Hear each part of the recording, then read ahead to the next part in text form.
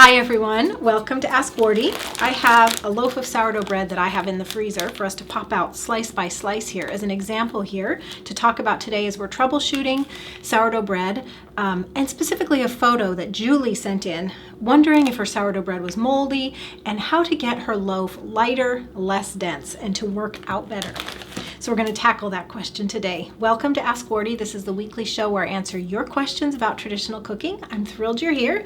If you're live, please comment below where you're watching, what you're sipping on today. I've got water, your first name, and where you're from.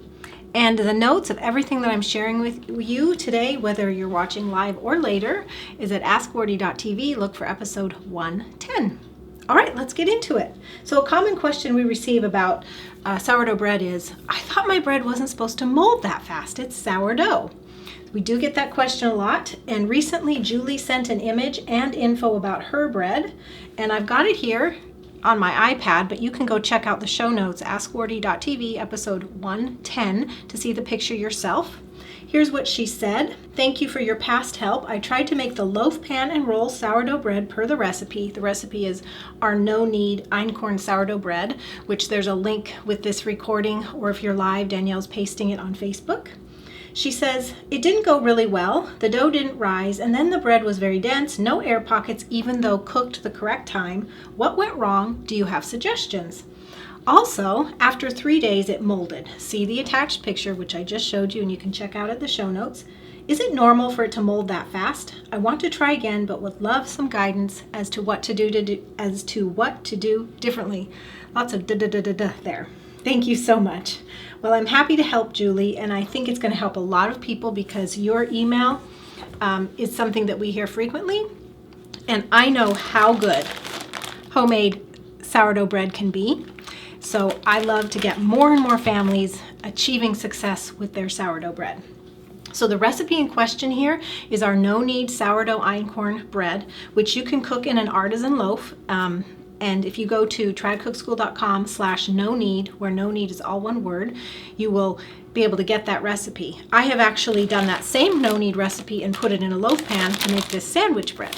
Very versatile, and Julie was talking about how she did dinner rolls.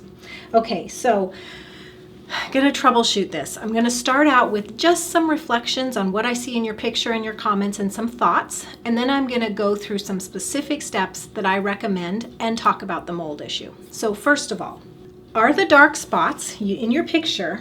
You sent a picture and it has dark spots. Okay, everybody check that out of the show notes, or here it is if you can see it on the video. Are those dark spots what you're thinking as mold? If so, from what I see in the picture, I don't think that's mold. Those are dark spots where the baking soda that we add later on to help rise the dough and get a better result didn't get mixed in well enough.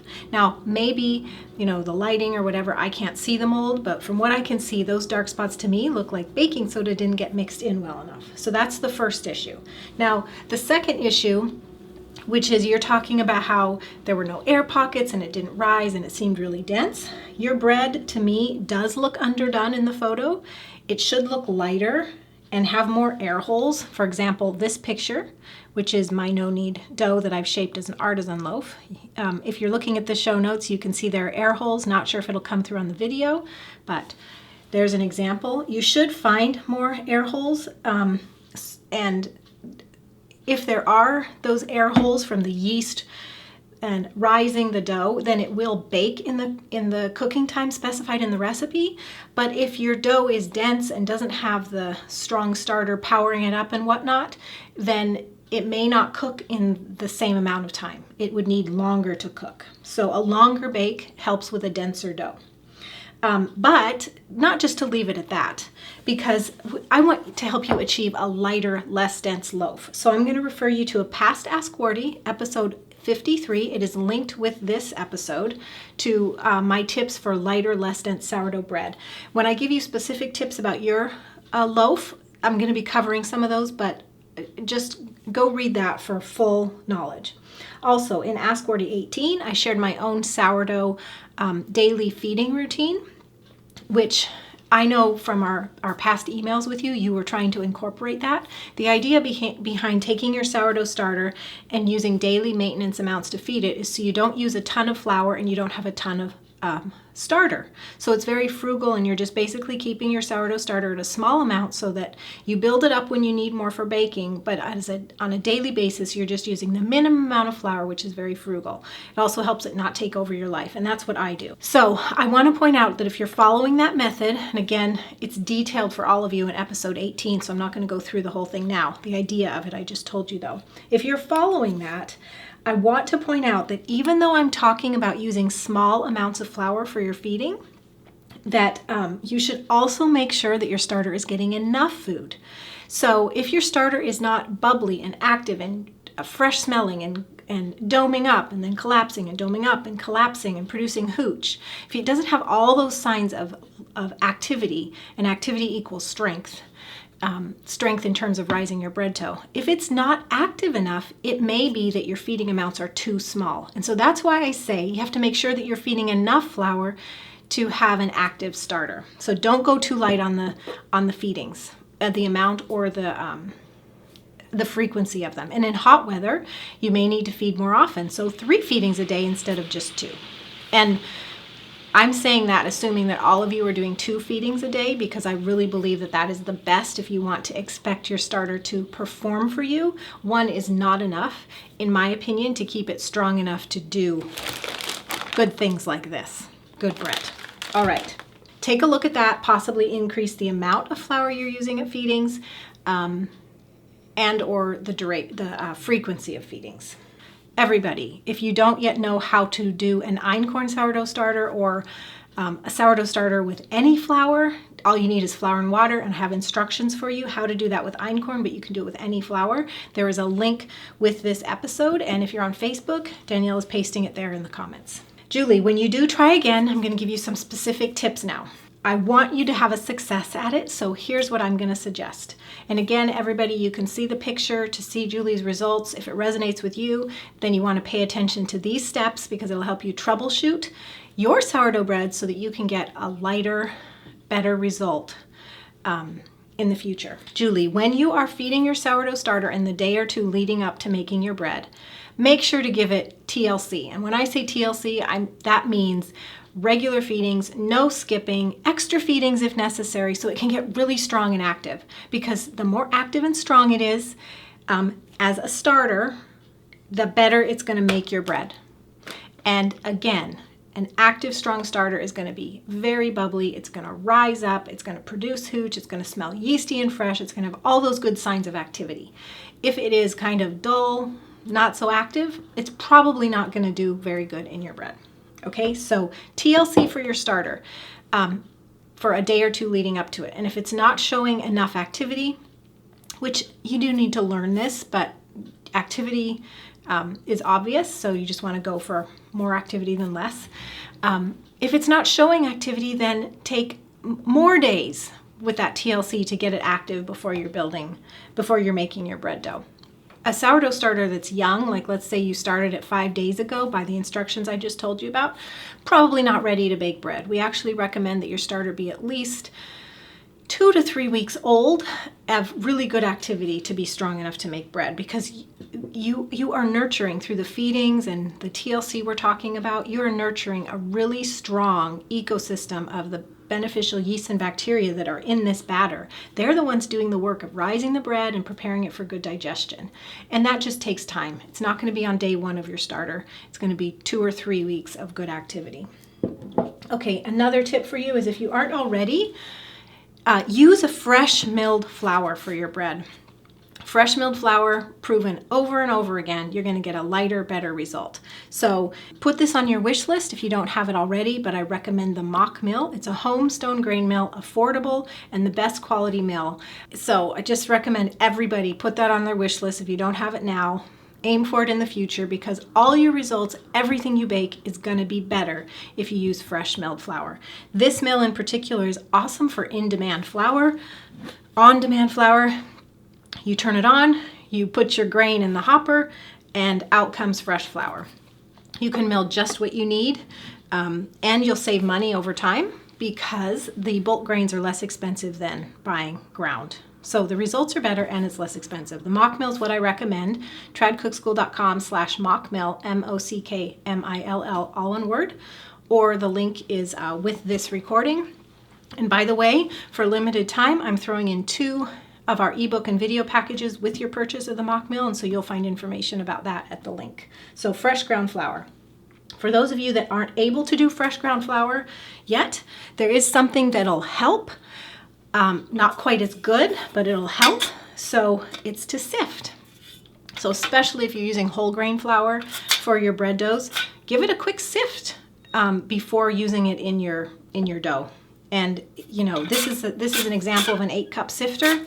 You put the flour in here and you turn the crank and out pours your flour, and it's lighter. And left here over the mesh will be any larger pieces that are going to contribute to the density and the heaviness of your loaf. So sifting can really help lighten up your results. So sift if you can't do fresh milled flour. If you have fresh milled flour, no need to sift.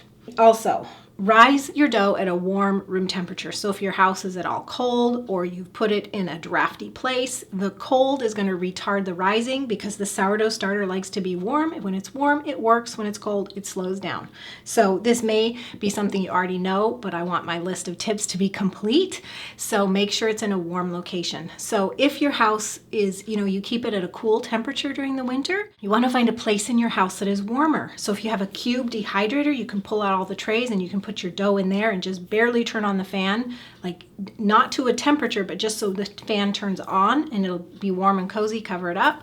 If you have a gas oven, don't turn it on, but the pilot light in the oven will keep it warm.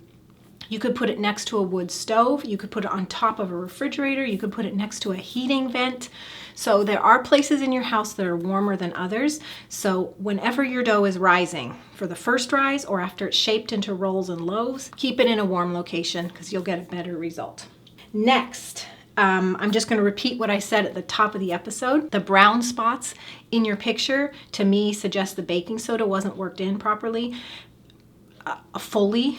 And in the recipe that we're talking about, the no-knead sourdough einkorn artisan bread, I do call for baking soda at the end, and it reacts with the acids that the starter has introduced into the loaf, and it just gives you a rise. It's very powerful to do this when you're baking with whole grains, because then you can get lighter, fluffier, tall loaves.